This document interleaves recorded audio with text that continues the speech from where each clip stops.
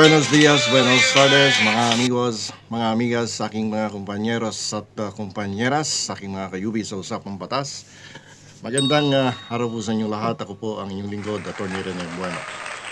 Ngayon pong episode na to ay pag-uusapan natin ng isang magandang balita na inilabas kanina ng Department of Foreign Affairs na kung saan ay naging tagumpay ang inisyatibo ng ating pamahalaan na magkaroon ng magandang kasunduan tungkol sa pagbibigay ng permiso ng Iran government na padaanin lahat ng oil tanker or mga barko ng Pilipinas na dumadaan dyan sa Strait of Hormuz upang tayo ay hindi na magkaroon ng krisis sa enerhiya sapagkat 20% yata ng krudo at langis na inaangkat ng Pilipinas ay nanggagaling dyan sa mga Middle East countries. At dahil nga dito sa sigalot sa Amerika, Israel versus Iran, ay naapektuhan ang supply ng langis sa ating bansa. At dahil dito ay kumilos ang ating pamahalaan at ang ating Pangulo nung nakaraang araw, siguro mga 2 or 3 days ago, ay nagbigay ng direktiba sa Department of Energy Secretary at sa Department of Foreign Affairs Secretary upang makipag-ugnayan sa ambasador ng Iran at magkaroon ng inisyatibo upang malalim na pag-usapan kung maaari sana tayong bigyan ng permiso na dumaan ng lahat ng oil tanker, barko natin dyan at hindi tayo makaranas ng kakulangan sa supply ng langis. Kaya't ngayon nga pong araw na to ay lumabas na po sa balita na ang ating bansa ay pinapayagan ng bansang Iran. At ito po ay nabasa ko sa isang news item ng DZXL News at ng GMA7 at kumpirmado to, validated at napakagandang balita no sa pagpasok ng Abril, no, sa buwan ng Abril. At sana ito ay ang pag-uusap na to ay magtuloy-tuloy at mauwi sa magandang ugnayan.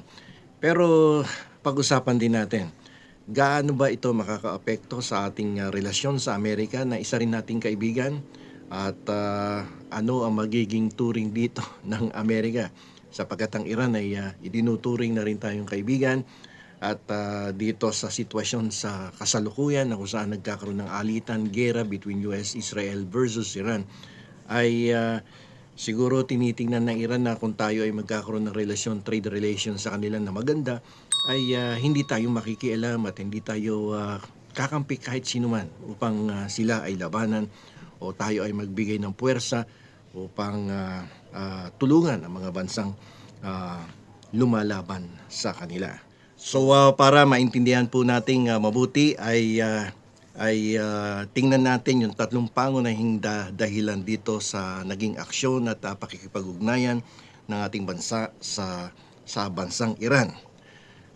Uulitin ko po, alam nyo ba na halos lahat ng krudo at petrolyo na ginagamit natin sa Pilipinas ay nanggagaling po sa Middle East. Ang mga tanker na ito ay kailangan dumaan sa Strait of Hormuz at dahil dyan sa tensyon sa rehiyon na yan, delikado ang rutang ito. So hindi tayo basta-basta makakaraan dito sa linya ng dagat na to sapagkat kung tayo ay hindi makikipag-ugnayan ng mabuti sa Iran ay malamang yung mga tanker natin baka paputukan yan ng mga missiles.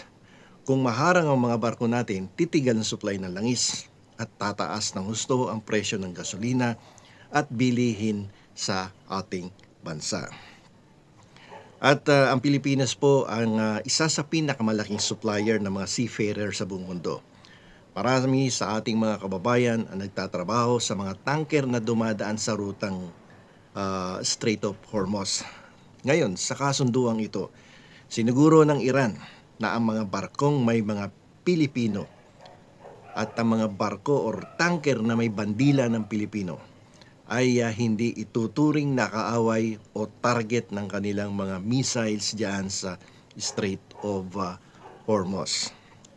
Okay, so dito ang bansa natin, ang ating gobyerno, ang ating pamahalaan, no? Ang ating executive department ay nagkaroon ng diplomatic balancing act dito. Kasi kung titingnan mo, kahit na may matibay tayong alyansa sa Estados Unidos, nagawa nating makipag-usap ng direkta sa Iran para protektahan ang ating mga kababayan at ekonomiya. Ipinakikita nito na marunong tayong magkipagkapwa-tao para sa kapakanan ng mga Pilipino. So, ano ang epekto nito sa ating ugnayan, no, sa Iran? Dati kasi, kung mapapansin nyo at ire-recall ninyo, medyo neutral o malayo ang ugnayan natin sa Iran. Pero dahil sa pag-uusap na to, naging strategic partners tayo pagdating sa usaping maritime security. Ibig sabihin, nagtitiwala na ang Iran sa ating bansa na hindi tayo gagamitin ng ibang bansa laban sa kanila. Kaya naman binibigyan nila tayo ng daan para sa ating mga supply. So napakaganda tong development na to at yun nga kinukwento ko sa inyo ng mga nakarang araw at linggo na dito sa administrasyon ni BBM, no, hindi lang talaga nakapokus sa isang problema. Kumbaga lahat tinitingnan at simultaneously yung atake sa kanya ng mga problema ay sabay-sabay din binibigyan ng magandang solusyon at mabilis na umaaksyon upang mabigyan ng proteksyon ang karapatan at pangkabuhayan ng bawat Pilipino. So sa madaling salita, ang kasunduang ito ay safety valve to ng ating ekonomiya. Pinipigilan nito ang posibleng krisis sa langis at pinapanatiling ligtas ang ating mga magigiting na marinong Pilipino na nasa gitna ng tensyon sa Middle East. So hopefully, no, at sa darating na mga araw at linggo ay makakita tayo, maramdaman natin na hindi na tayo masyadong naapektuhan ng awayan ng Israel, USA versus Iran.